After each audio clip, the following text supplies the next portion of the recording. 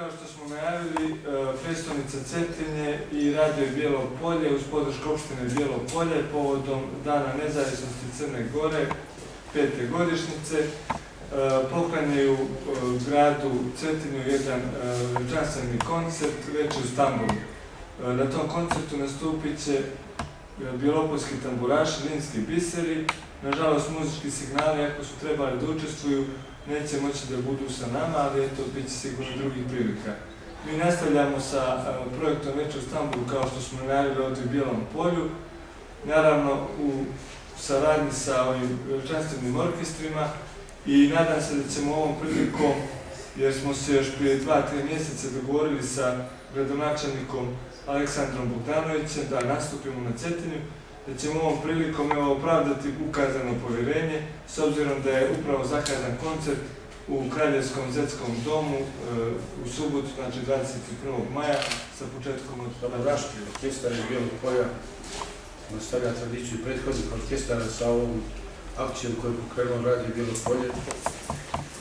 Mi počinjemo da se izvine građanima Žablja kod najvisočijeg grada, znači sa Cetinja kreće ova manifestacija. Nadamo se da ćemo na jedan adekvatan način svojstvom Bijelom Polju prezentirati muziku, način sviranja i dio repertoara koji baštini Bijelo Polje i koji oslikava naše gostoprimstvo, zbog čega svi žele da dođu u Bijelo Polje, a na neki svoj način malo da damo pregled i za sljedeći festival tamburaša koji će biti ove godine u Bijelom Polju održan krajem ovog mjeseca jula.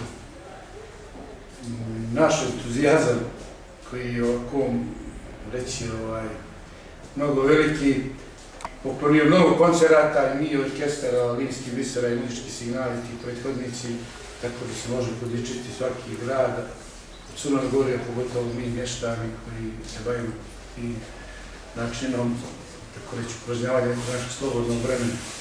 Želim da pozovem sve građane Crne Gore, a pogotovo građane Cetinja da dođu, da se sa nama zajedno druže i na neki način povećavamo. Imaće specijalne goste koji će